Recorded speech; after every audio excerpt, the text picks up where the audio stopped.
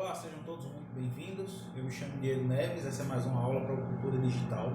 Essa é uma aula especial, ela não estava no planejamento, coloquei ela por conta de uma situação que eu presenciei semana passada, no mundo virtual. Eu estava lendo um livro e aprendi sobre o conceito de mapa sinótico. E eu não conhecia esse conceito.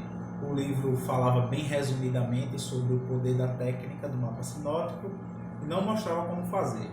Então fui pesquisar e achei alguns vídeos de algumas pessoas fazendo, produzindo mapa sinótico na internet. E essas pessoas não sabiam que ferramentas usar para fazer o mapa sinótico. Junto dos vídeos que falavam sobre o mapa sinótico, eu encontrei vídeos que falavam sobre mapas mentais ou mapas conceituais. E essas pessoas também não sabiam que ferramenta usar para fazer. Aí o que é que eu vim trazer para vocês é a necessidade da gente usar a ferramenta certa para fazer cada serviço, para fazer cada execução que a gente deseja. Existem ferramentas para tudo no computador e o que a gente vai tentar mostrar aqui no curso de Cultura Digital são as melhores ferramentas para você fazer cada tipo de execução que você necessita. Lógico, isso vai demandar algum tempo, essa é apenas uma aula por semana, às vezes duas, mas isso vai demorar algum tempo para que a gente chegue a ter um compilado de aulas para que vocês possam ver tudo numa carreira só. Hoje eu vou estar mostrando uma ferramenta que eu uso, vou estar mostrando como apresentaram para mim o mapa sinótico e como apresentaram os mapas mentais, é a ferramenta que eu uso para fazê-los e as vantagens da que eu uso e as dificuldades da que estavam mostrando. Não é que as que estavam mostrando não tenham vantagens, é porque ferramentas que não eram próprias para isso, então dificultam o fazer e o estudar através desse tipo de ferramenta. Eu não vou estar ensinando o conceitual de como fazer um mapa mental agora, de como fazer um mapa sinótico agora, porque isso virá durante as nossas aulas. O que eu vou estar mostrando agora vai ser apenas as ferramentas para vocês verem como utilizar uma ferramenta adequada é mais eficiente do que utilizar qualquer ferramenta que você tenha à mão. Como eu falei para vocês, o principal objetivo dessa aula é mostrar a diferença das ferramentas próprias para fazer determinada função e das adaptações que algumas pessoas mostram por aí, principalmente no YouTube. O primeiro motivo que me veio à mente fazer essa aula foi quando eu estava procurando o conceito de mapa sinótico, que eu achei alguém fazendo um mapa sinótico e essa pessoa mostrou como fazer numa ferramenta chamada canva.com. Já está aberto aqui na minha tela. Esse canva.com ele é feito para criar designs, feito para você criar um post de Instagram, um post de Facebook, uma capa para o YouTube, sempre para criar artes gráficas. Ele não é feito para você estudar nele, mas vou mostrar aqui como me foi apresentado a forma de criar um mapa sinótico. Você pesquisaria aqui tabela, pegaria alguma tabela comparativa, ele já vai ter diversos modelos de tabela. É isso que é um quadro sinótico no fim, é uma forma de tabela expondo as informações. Então você escolhendo a sua tabela, você ia passar a trabalhar no seu quadro. Deletar o garoto, aí eu posso fazer todos os ajustes que forem necessários. E aqui no caso eu colocaria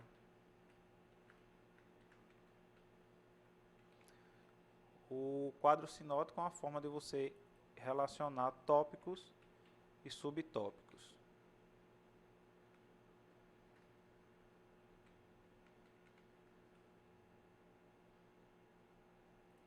E aqui você iria montando o quadro conforme a sua necessidade, cada assunto que você estiver estudando.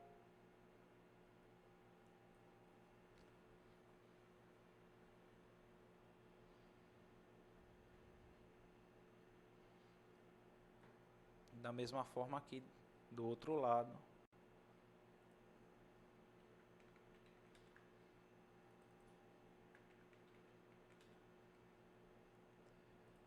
E segue da mesma forma. Se quiser colocar uma imagem, poderia aumentar.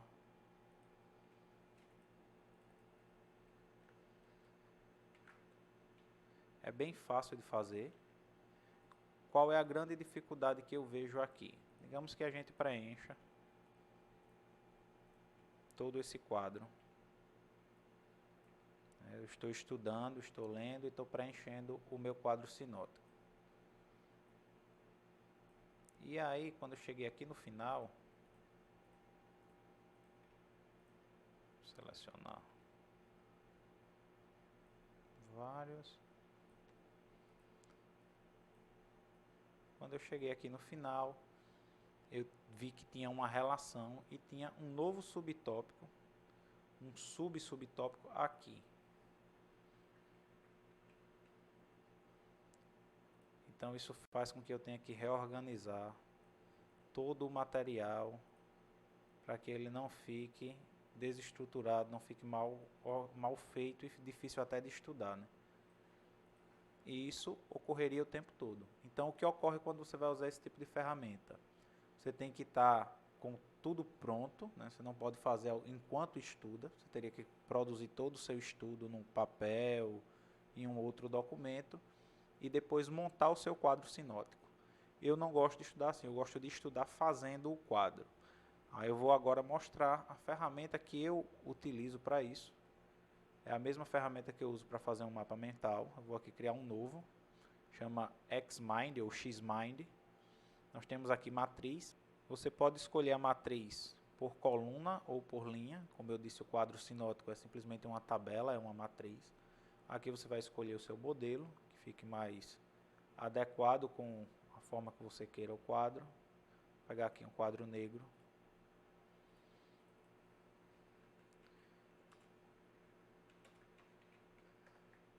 E aqui eu começo a produzir o meu quadro sinótico. Eu tenho um tópico 1, vou ter um segundo tópico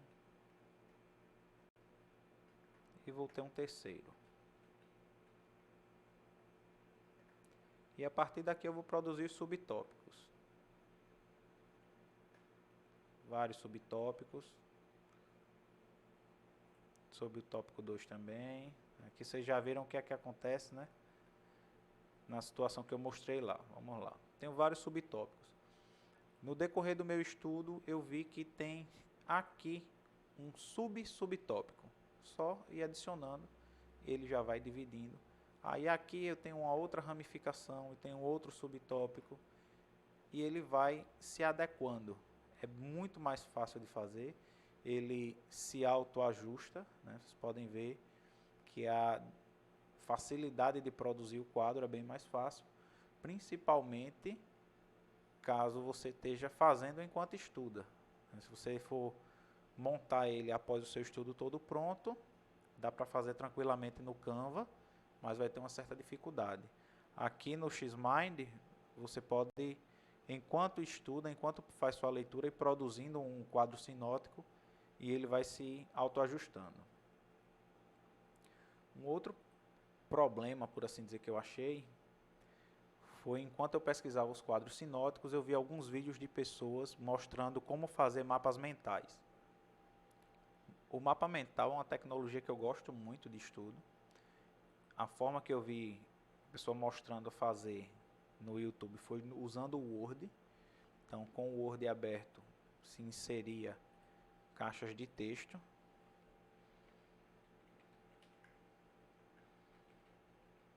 O mapa mental, para quem não conhece, ele é composto por um tópico principal, centralizado em uma folha, e você vai desenvolvendo os subtópicos ao redor dele. Então, ele iria ficar mais ou menos assim.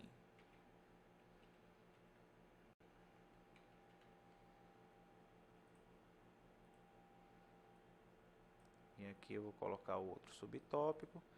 Aí eu tenho que relacionar o tópico principal ao subtópico. Para isso eu vou escolher uma seta e vou ligá-los.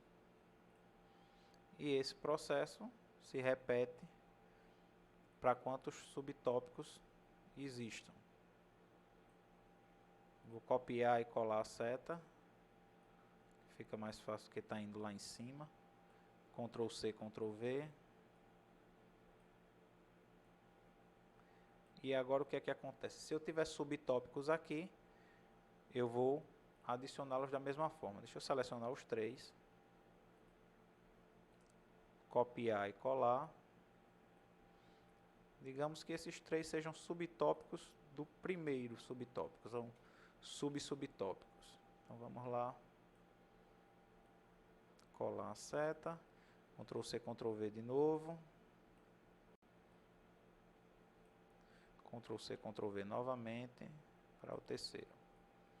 Então nós temos aqui um mapa mental simples. Mas e agora se eu tiver mais dois subtópicos do 2, aqui do meio? Ele não copiou e colou. Pronto, agora encaixar aqui. Pronto, se eu quiser colocar eles aqui, o que é que eu teria que fazer? Ou descer, aí eu vou ter que passar isso para cá. Aí eu também tenho que passar a seta, tenho que virar ela, tenho que descer, depois eu tenho que descer aqui a seta para depois posicioná-los. Vocês percebem que para fazer isso, enquanto se estuda, também há muita dificuldade. Você vai precisar produzir todo o estudo para depois montar um mapa mental. Então o mapa mental não seria como uma ferramenta de estudo primariamente de organização de ideias, mas simplesmente de visualização das ideias que já foram organizadas no papel. Então, a mesma ferramenta que eu usei para o quadro sinótico, eu utilizo para o mapa mental. Até o meu principal uso dela é o mapa mental. Aqui eu vou estar produzindo a próxima aula em mapa mental, a aula de processador, foi por isso que me veio esse tema de aula. Vocês podem ver aqui, ó. Se eu quiser apenas adicionar um tópico, eu vou dar um Enter, ele adicionou. Sempre que eu quiser adicionar um tópico do mesmo nível, eu utilizo o Enter. Quando for um subtópico, eu utilizo o Tab. Então, vou adicionar 3 tópicos, ele já foi separando. E vou adicionar os subtópicos.